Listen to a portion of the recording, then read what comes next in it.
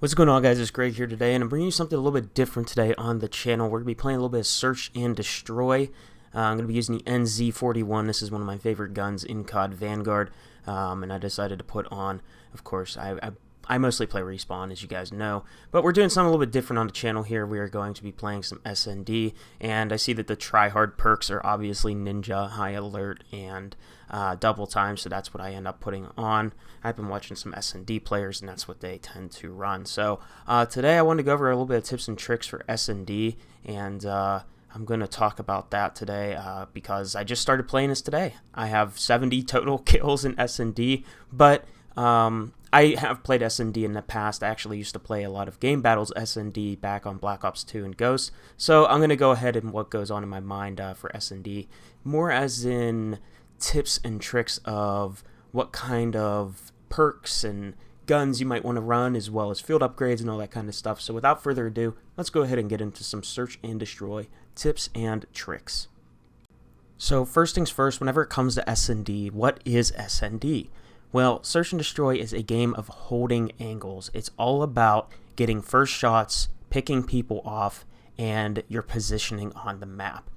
The best way to position yourself in Search and Destroy is to try to get as much height and as much of a line of sight as you possibly can on somebody, while also having the most cover. Information is king in Search and Destroy. So let's go ahead and talk about some ways that we can actually reduce the amount of information the enemies can get on us. So the number one way to reduce the amount of information an enemy is going to get on you is your footstep audio.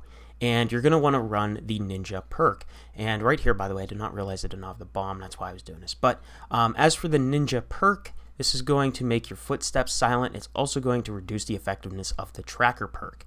So Ninja is a great option to be running. Now, as you guys can see, which I'm going to get into field upgrades in a little bit, I do have Dead Silence on, which does grant you Ninja. But we'll get into why I am running that later with Ninja. So another perk that's really good is Cold-Blooded, because it's going to counter High Alert, which is the perk 2 I am running, which basically if someone aims at me that I cannot see in front of me or my field of vision, there will be like a yellow indicator will pop up, and it will tell me the direction that someone is looking at me. It's a rough direction. It's not super busted to the point where it's going to tell you exactly where they're at, but you can figure it out with 2+2. So having Cold-Blooded or Ninja is very good.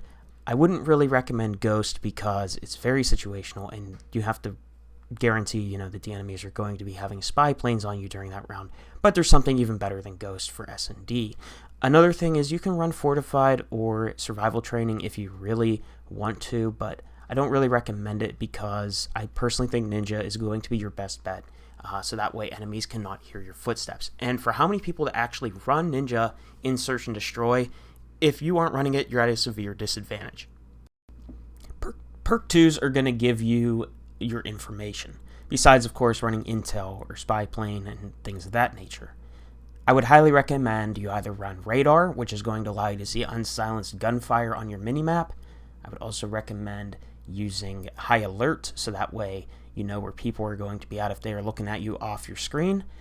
Intuition is not a terrible perk, but personally for me, I don't notice the gray indicators all that well because I just can't see all that well and stuff. So yeah, having Intuition on could be good, but for me it's not personally. As for that, that's pretty much the only perk 2s I'm really going to recommend. I don't really see Tracker being all that viable because Ninja helps counter Tracker, so I guess maybe if you're playing against solo players, those hidden icons for killing an enemy would be nice, like making the skulls disappear. But other than that, I don't really see any of the other perk 2s being all that useful. And then for your perk 3, I would highly recommend running either Lightweight or Double Time. Now, let's talk about some streaks here. The best streaks in Snd are going to be things that can eliminate enemies, obviously, but eliminate enemies and give you information at the same time. So, Intel is good because it's going to show you and only you where the enemies are, and it's really cheap to earn. It's 3 kills, and it can help you out. You can give call-outs to your teammates. Spy planes are also very good because it's going to show the entire team where the enemies are at that are not running Ghost, which is going to be helpful.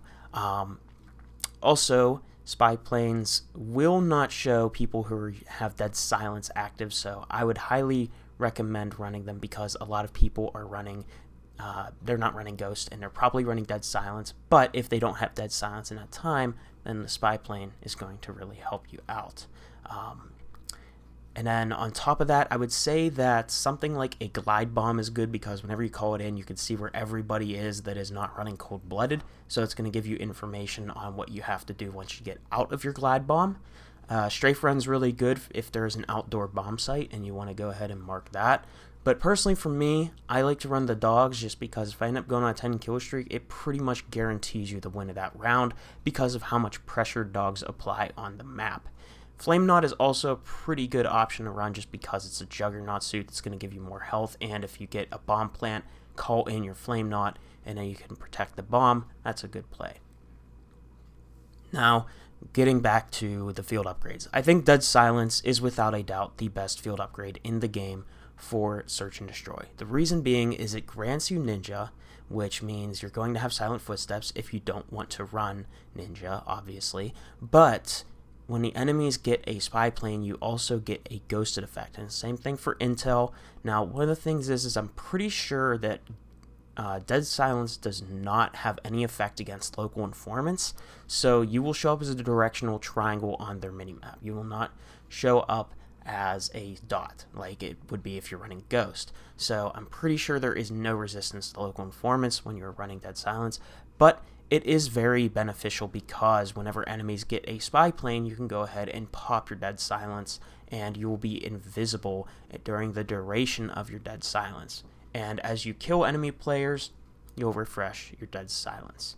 Now, for your equipment, I would highly recommend running frags and stun grenades, and the reason I recommend running these is because stun grenades are going to allow you to make a quick play in the heat of the moment where you could just toss that down, and you can go ahead and kill an enemy that wasn't suspecting you if they're chasing you or whatnot. And frag grenades are great for opening routes to get a little bit of information if you can get a cheeky kill, or even just a hit marker will let you know where some enemies are at. Not to mention, frags are also really good for defending bombs. If you can get a nice little frag off, or even like a nice angle that people like to hold, you can learn a little nade spot and toss it there, and that's going to be very beneficial for you guys. Now, last but not least, I want to talk about some guns that are really, really good in Search and Destroy. And personally, I would recommend anything that has low recoil, high damage, but also good mobility. So guns like this are going to be the NZ41, the MP40, the Automaton, the STG44. You could use a sniper if you want. The Kar 98 is my sniper of choice. The Cooper Carbine's also really good. It's no surprise that the bar is very good for locking down lanes. I mean, that's a very common gun. I see a lot in here. But for your SMGs, the MP40 is definitely your best bet. And then for your ARs, there's a lot more variety. But hopefully you guys enjoyed a little bit of Snd gameplay on the channel for something different today. I ended up going like 16-1. Not sure how many assists we had there. But those are going to be my beginner tips for Search and Destroy, so hopefully you guys enjoyed. If you enjoyed the video, be sure to leave a rating and subscribe to the channel if you're new. I'll see you all in the next video. Peace out.